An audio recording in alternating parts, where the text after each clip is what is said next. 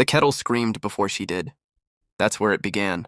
Steam clawing the ceiling of our cottage kitchen, my hands steady on the counter, my voice calm as glass. "Sit," I told her. Not a request, a verdict. She froze in the doorway. Him behind her. The man she thought was a secret. The man whose wife was already in the living room with their kids. Coloring books spread across the rug like landmines. I didn't look at her yet. I watched him realize the room was full of people who knew his real name.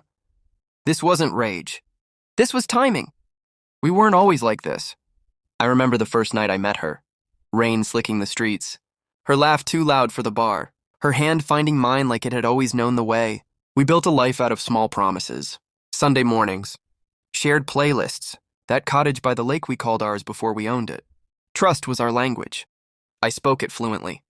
That's why the betrayal hurt the way it did. Not sharp, slow, surgical. It started with absences that didn't apologize. Her phone face down. A new softness when she spoke someone else's name, careful like it might bruise.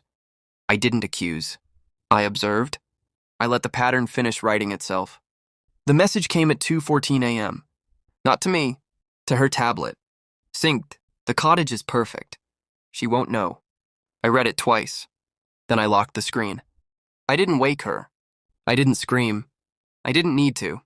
Something colder slid into place. Control. I warned her the next morning. I said it clearly. No drama, no bargaining. If you go to our cottage with him, we're done. She smiled like warnings were decorations. She packed a bag like consequences were theoretical. That was when I planned.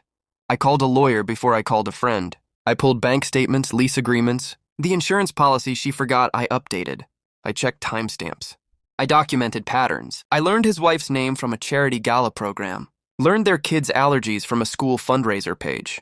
Not to hurt them. To protect them. Precision matters. I invited them all to the cottage under the pretense of a family weekend. I paid for the groceries. I stocked the fridge. I made it welcoming. That's the part people don't understand.